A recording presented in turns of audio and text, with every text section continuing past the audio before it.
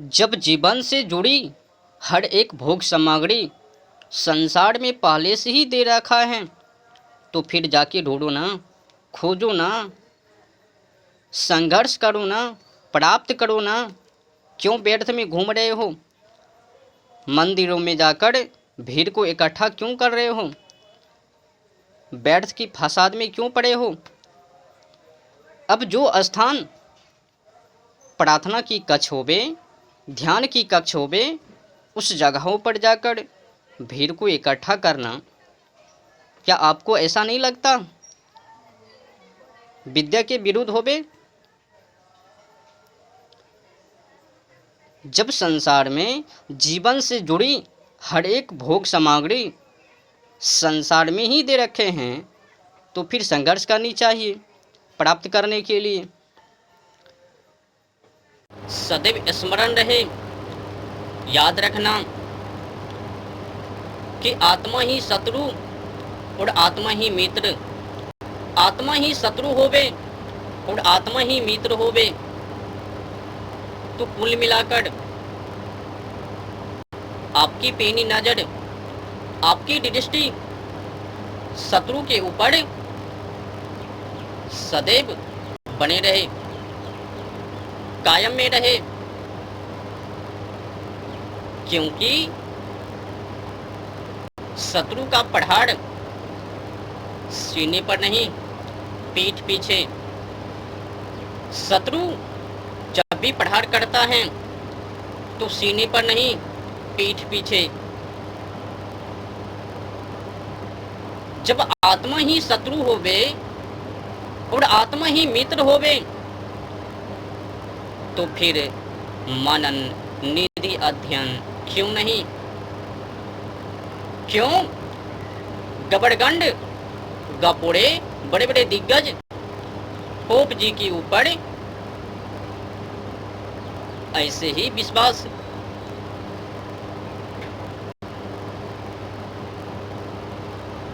जब आत्मा ही शत्रु, आत्मा ही मित्र, तो फिर यूं ही विश्वास गंडू गोपोड़े के ऊपर क्यों? इसीलिए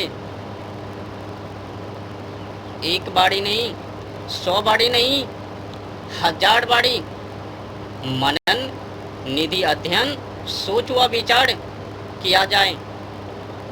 किसी भी बड़े बड़े दिग्गज गबड़गंड गपोड़े पोप जी के ऊपर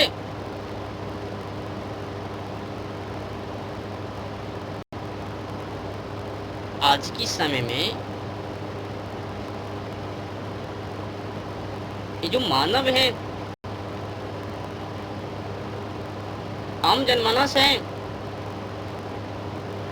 यूं ही गंडू गोपोड़े बड़े बड़े दिग्गज पोप जी की बातों से प्रभावित होकर उनमें फंस जाते हैं। बिना सोचे विचारे अध्ययन किए, मनन किए, यूं ही पालन। पता तो है नहीं, दही तो जमता नहीं, बातें तो बनता नहीं, पर अज्ञानता होने के कारण यूं ही विश्वास, एक फंसाने के लिए चढ़ा है, दूसरे फंसने के लिए। अब समझ में नहीं आता, खाए कोई और, पेट भरे किसी औरों का, भक्ति करे कोई और उस भक्ति का फल मिले किसी और। बस इतना बोल दिया कि मैं तुम्हें दे दिया, तुम्हारे के लिए कर रही हूं, बन गई काम, हो गई प्राप्त। अब सीधे ब्रह्मलोक को जाएंगे, परम धाम को जाएंगे, सत्यलोक को जाएंगे। केवल कहा देने से संघर्ष करने की कोई जरूरत नहीं है। शयन कक्ष से अपनी बोरी बिस्तर को उठाकर मंदिरों की कक्षों में ले जाने की कोई जरूरत नहीं है। बोल दिया और प्राप्त हो गया। अर्धांगिनी है ना, गुण कर्म स्वभाव से परिपूर्ण है ना।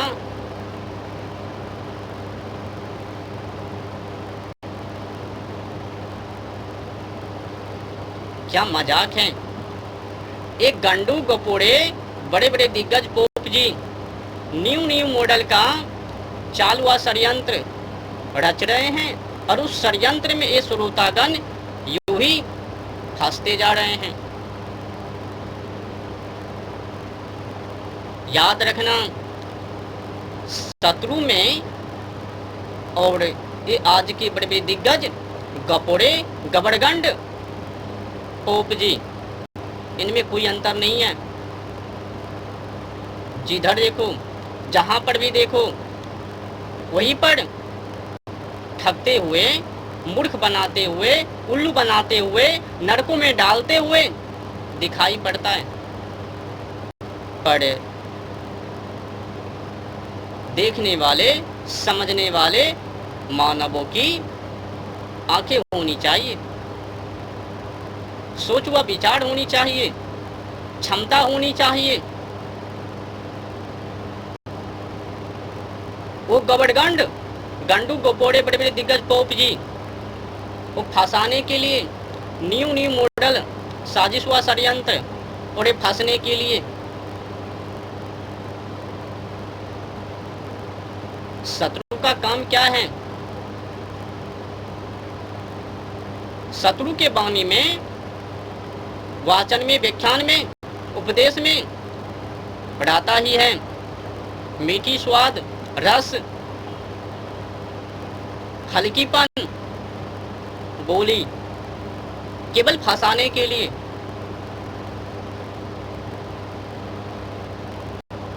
पर समझ में आवे तो ना श्रोतागण को, समझ में आनी चाहिए कि जो लक्ष्य को साधे उन्हीं को विजय प्राप्त होवे, जो खावे उन्हीं को पेट भरवे, जो अध्यात्म पर चलवे उन्हीं को भक्ति प्राप्त होवे, भगवान प्राप्त होवे, मुक्ति प्राप्त होवे, मोक्ष पावे। केवल कहा देने से, आलसीपन हो जाने से, कर्म को नहीं करने से और बोल देने से मुक्ति एक कल्पित है, विद्या विरुद्ध बातें हैं, उपदेश हैं। ऐसी बातों को मैं सार्थक नहीं कर सकता, एक गलत है। एक गंडू गबड़गंड गंडू गोपोड़े की चाल है, ठगने के लिए अनेक जाल को बिछाए हुए हैं। जिस तरह से शत्रु अपने काम को बनाने के लिए हल्कीपन, आवाज, रस, मिठास वाणी को निकालता है, उपदेश करता है और उस उपदेश में आकर ये भोले फंस जाते हैं, उसी तरह से ये दिग्गज भी हैं। लोगों को फंसाने के लिए, अपनी ओर आकर्षित करने के लिए ये भी गंडू गोपोड़े, गबड़गंड गोपोड़े न्यू न्यू मॉडल चालुआ षड्यंत्र आपको सत्य नहीं बतलाएंगे। आपके अंदर वीरता, पराक्रमी, पुरुषार्थ, क्रांति ये नहीं लाएंगे। बस जो भी छोटी मोटी वीरता आपके अंदर होवे उनको भी समाप्त करके कायरता में बदल देवे, नपुंसक में बदल देवे, डरपोक में बदल देवे। पहले तो वो दिग्गज तुमको डराता है, तुमसे कहता है देखो अगर तुम दान को नहीं करोगे, दान व दक्षिणा को नहीं दोगे तो तुमसे नाराज हो जाएंगे, वो नाराज हो जाएंगे। तब तो ये बातों को लेकर उनसे पूछनी चाहिए आखिर आपका नाता उनसे कैसे है? आपका ताड़ वहां तक कैसे पहुंच गए हैं? क्या केवल आपके ही वो सुनने वाले हैं, हमारे नहीं? ओहो हो, एक गौड़गंड की चाल है ना। इनका नाता वहां तक है, अगर ब्राह्मण देवता खुश हो जावे तो वो भी खुश हो जावे। ओहो हो, भले ही ये पापात्मा क्यों ना होवे, लाख जानवर पंछी को खाने वाले क्यों ना होवे, ब्राह्मण को दान कर देवे, ब्राह्मण देवता खुश हो जावे तो वहां से वो परमात्मा खुश हो जावे। एक गंडू गोपोड़े ठकने के लिए न्यू चाल। याद रखना, जो भी पाप करोगे उनका फल तुमको भुगतना ही पड़ेगा, कोई क्षमा नहीं है। अगर क्षमा होवे तो फिर अन्याय हो जावे। ये जो पाप और पुण्य, सत और असत, झूठ और सही, और इनका दंड अगर इसमें आकर हस्तापेक्ष करवे तो फिर गलत हो जावे, विद्या विरुद्ध हो जावे। परमात्मा किसी के जीवन में आकर सत असत नहीं कर सकता, वो न्यायकारी है, अन्यायकारी नहीं। छोटी छोटी पाप व पुण्य उनका हिसाब किताब वो रखता है, दंड देता है। छोटी करो पाप या फिर बड़ी, दंड तो मिलकर ही रहेगा, कोई क्षमा नहीं है। ये जो गंडू गोपोड़े बड़े बड़े पोप जी कह रहे हैं, दान कर दो क्षमा हो गई पाप, चले जाओ उनके शरण में क्षमा हो जावे पाप, ये गलत है। कोई भी पापों की क्षमा नहीं है। जो भी पाप तुमसे हो गया उनका दंड मिलकर ही रहेगा। अगर कोई पोप जी बोल रहे हैं पापों की क्षमा है तो फिर विद्या विरुद्ध है। तब तो ये जज वाले बात हो गए। ये जो जज रुपया को लेकर न्याय करता है ना, जिनके पास अधिक धन होवे उनके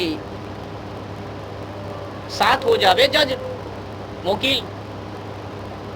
देखते हो ना, जो गरीब होवे उनके साथ जज व वकील ना देवे, जिनके पास अधिक धन होवे उन्हीं के साथ वो जज और वकील देवे। भले ही लाख पापी क्यों ना होवे वो धनवान वाले व्यक्ति, भले ही लाख पुण्यात्मा एक गरीब क्यों ना होवे, जज उन्हीं को साथ देता है जो धनवान है, अर्थव्यवस्था में बलवान है। इनका न्याय और परमात्मा के न्याय में एक मत करो। परमात्मा का न्याय अलग है और ये जज वकील का न्याय अलग है। वहां पर झूठ कपट ये नहीं चलता। जो भी आपने छोटे बड़े पुण्य या फिर पाप किया उनका हिसाब किताब आपको मिल ही कर ही रहेगा, ठगने की कोई चारा नहीं। और बात रही खाने की, पेट भरने की, ये भी कल्पित हैं। जो भक्ति करेंगे, जो भी मानव भक्ति को करेंगे उन्हीं को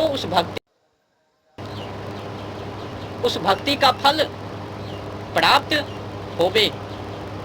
जो भक्ति नहीं करेंगे उनको भक्ति का फल प्राप्त नहीं होगे। इतनी छोटी सी बात तुम लोगों को समझ में क्यों नहीं आती? आज की समय में एक गंडू गोपोड़े पोप जी ने यह भी बता दिया कि परमात्मा में और मुझ में कोई अंतर नहीं है। चलो आओ, धो डालो मेरे पैरों को, बना लो अमृत, पी लो। अगर ब्राह्मण देवता खुश हैं तो परमात्मा भी खुश है, अगर ब्राह्मण देवता नाराज हैं तो वो भी नाराज है। ऐसा बोल रहा है जैसा कि ये ब्राह्मण देवता के अंदर गुण कर्म स्वभाव से परिपूर्ण है। शयन कक्ष से अपनी बोरी बिस्तर को उठाकर मंदिर की कक्षों में ले गए हैं। एकदम सत्य बोल रहे हैं। ओहो हो, देखो ना चाल, एक तो जुठाई की, कल्पित की, उनको सपोर्ट कर रहे हैं, ऊपर से बोल रहे हैं कि अगर मुक्ति पाने के लिए चाहते हो दान व दक्षिणा, क्या इन्हीं के माध्यम से मुक्ति पा लेबे?